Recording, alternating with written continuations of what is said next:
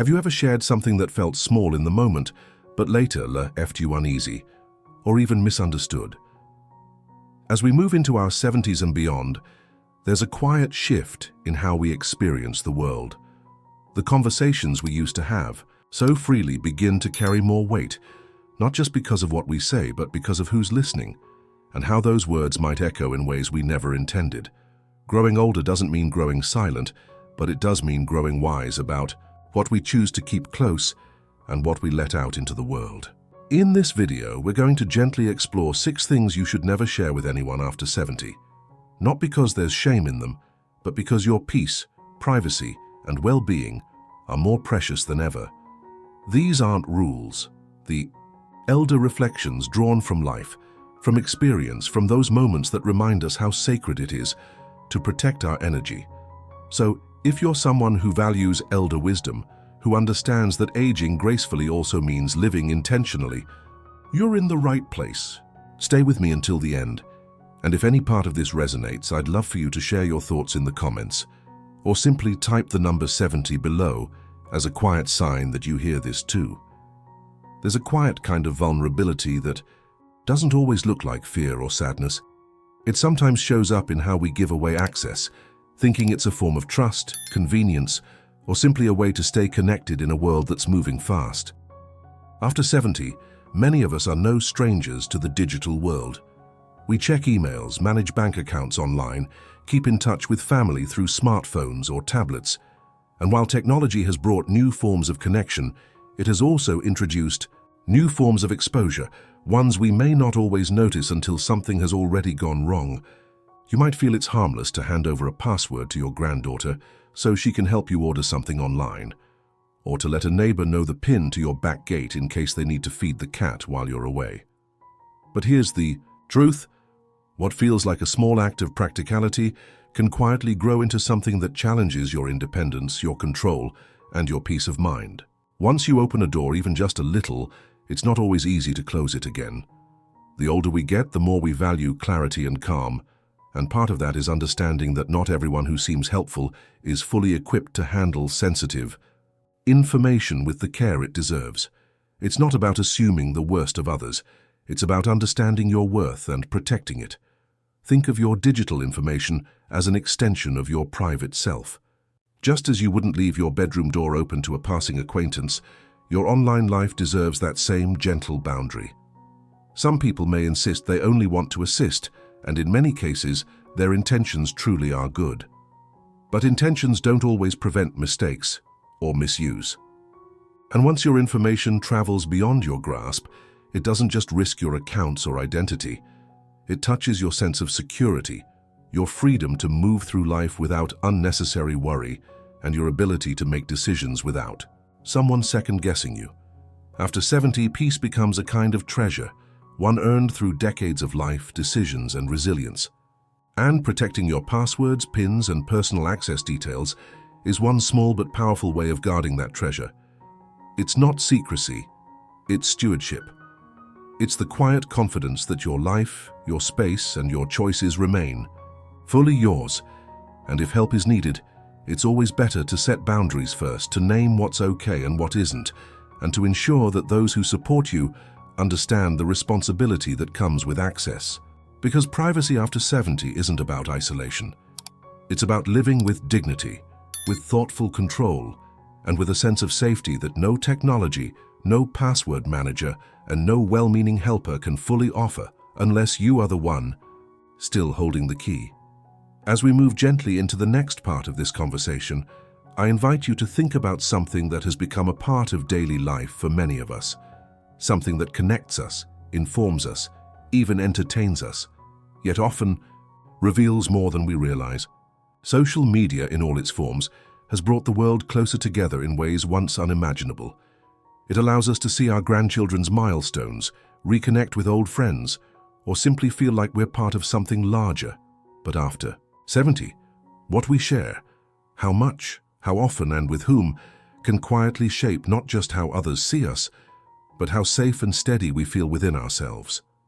It's a beautiful thing to feel included, to comment, post photos, or express thoughts, Yet it's equally important to understand that not every moment is meant to be shared, and not every audience is as kind or as thoughtful as we might hope.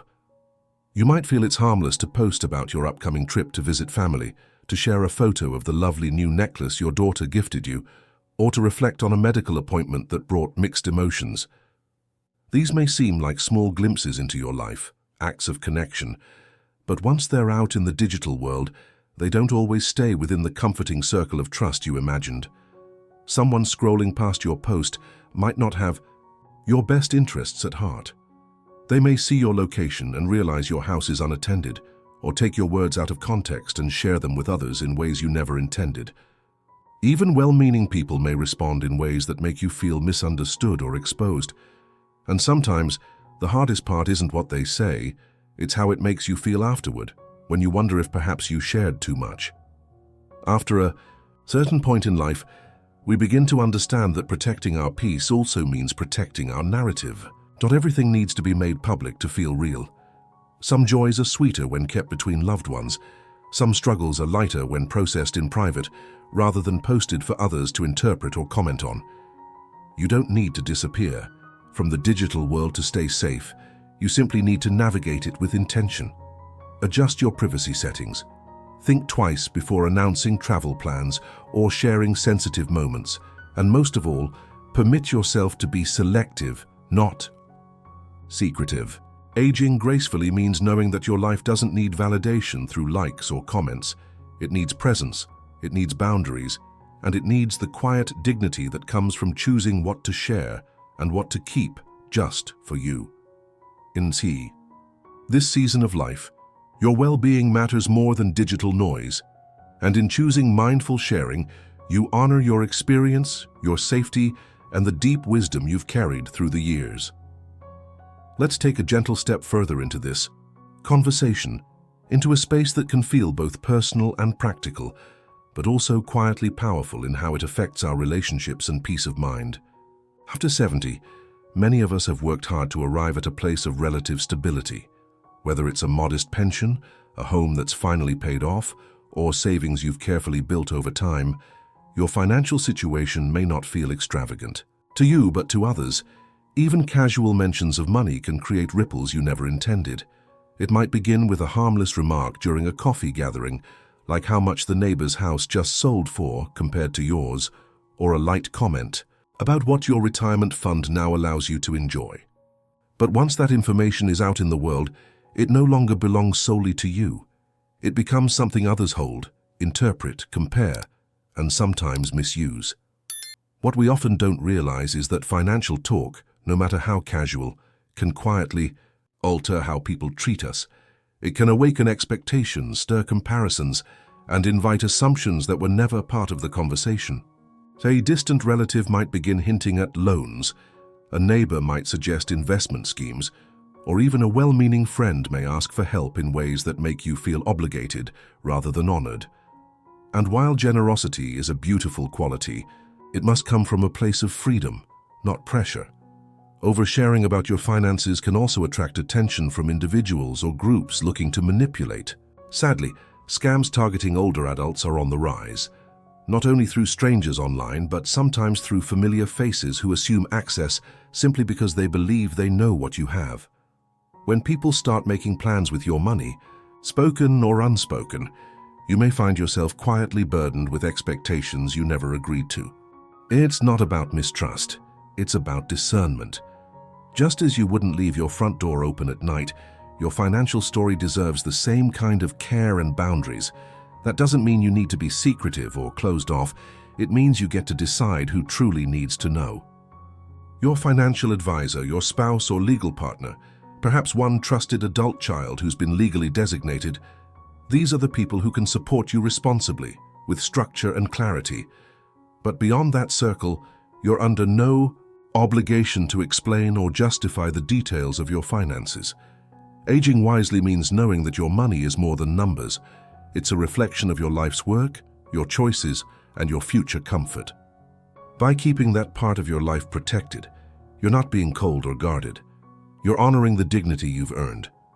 And in doing so, you give yourself the space to enjoy the fruits of your labor without fear, without tension, and the quiet erosion of your boundaries. As we move forward, we now arrive at something deeply human, something that lives quietly beneath the surface of our daily routines, the emotional weight we carry. After 70, our feelings don't simply vanish. In many ways, they deepen. Life has offered us a wide range of experiences: joys, losses, changes in health, shifts in identity, and with those come tender emotions that deserve to be honored, not exposed carelessly. It's perfectly natural to feel lonely some days, to feel uncertain about the future, or to reflect on what it means to grow older.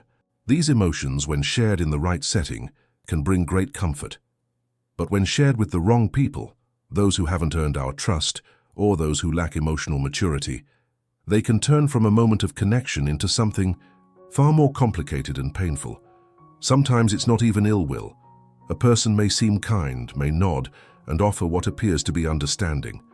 But later, your private words become casual conversation, shared lightly with others, twisted slightly, or used as a way to define you in ways that no longer reflect your true self.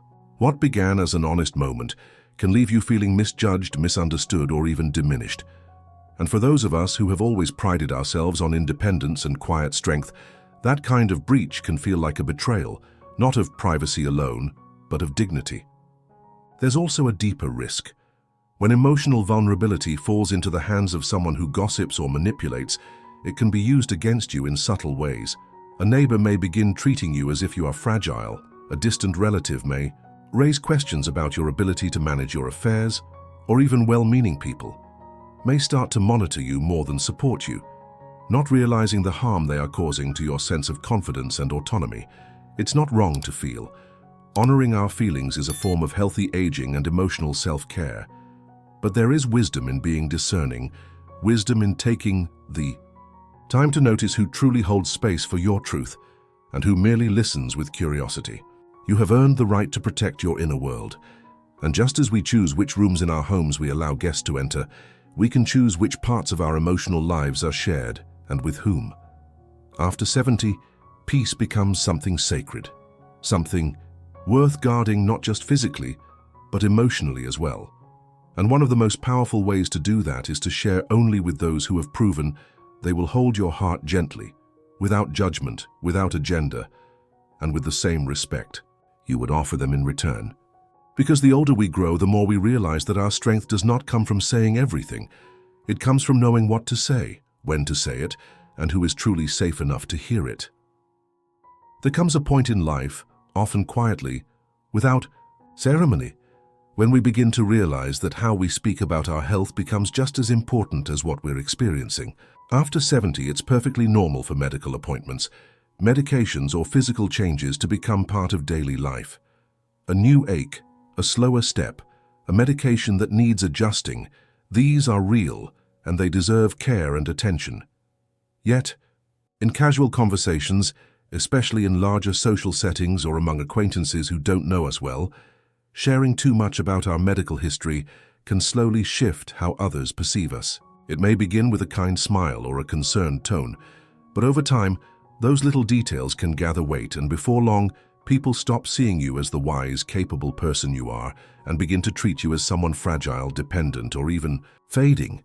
And that shift, though subtle, can quietly erode your sense of confidence, autonomy, and the dignity you've spent a lifetime building. It often happens unintentionally. You might mention a recent surgery or a chronic condition during lunch at the community center, or in passing while chatting with neighbors after a walk. But what begins as a simple update can spark assumptions you never intended. Suddenly, someone is offering to carry things for you before you've even asked. Invitations to certain outings grow fewer.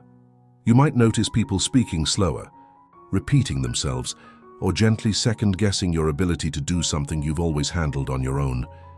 And while it's true that kindness can be rooted in concern, it's also true that assumptions can be deeply limiting, especially when they're built on incomplete information or whispered retellings of your private story. You are more than your medical file. You are a full person, rich with memories, insight, and the quiet strength that comes from living through so many seasons. And while it's vital to communicate openly with doctors, caregivers, and those closest to you, not Every detail needs to be shared beyond that circle. You can acknowledge what you're going through without revealing everything. A simple, "I'm managing a few things, but I'm doing all right," is often enough. It lets people know you are aware, engaged, and still in control of your own experience. More importantly, it helps preserve the narrative that you are still standing in your power, not defined by illness, but informed by it, not diminished, but adapting with grace. Protecting your health also means protecting your emotional landscape, guarding against the labels, assumptions, and quiet limitations that others may place upon you without meaning to. And in choosing to speak intentionally, you give yourself the room to live not as someone who is aging poorly, but as someone aging wisely, with clarity, with presence, and with the deep awareness that your health is yours to hold and yours to share only when it truly serves your peace. As we move gently into the next reflection, we come to a place that touches the heart in ways few other things do: our children. Even when they've grown, started families of their own, and built fully independent lives, the concern and love we feel for them never quite go away. It often deepens with age. We want the best for them. We want to protect them. And when we see them making choices we wouldn't, whether in parenting, marriage, health, or finances, it can be difficult to stay silent. The urge to offer advice, to suggest a different way, or to share your disappointment with someone close can feel natural, even necessary. But what we say and who we say it to can quietly shape how we're perceived not just by others but by our children, and it can either strengthen or strain the bonds we've spent a lifetime building. There's a story I often think about, of a grandfather I met in a senior discussion group who felt deeply frustrated about how his daughter and son-in-law were raising their kids. He thought they lacked discipline, that the children were always on screens, that meals were too rushed and chaotic. One afternoon over coffee with a friend, he voiced these concerns, thinking it was a private vent, a safe place to speak freely. But the friend, trying to help, repeated the story in passing to a mutual acquaintance, who happened to mention it to the daughter. What followed wasn't anger, it was distance. The daughter didn't call as often, the invitations slowed, and when they did speak, the warmth had faded. He had tried to protect his values, but in doing so, he lost a piece of connection. By contrast, another woman in her late 70s shared with me how she handles moments of concern. When her son quit his job to pursue something unconventional, she was worried. But instead of sharing her fears with others or questioning him directly, she simply said, "I don't fully understand this choice, but I trust that you have reasons, and I'm here if you ever want to talk about it."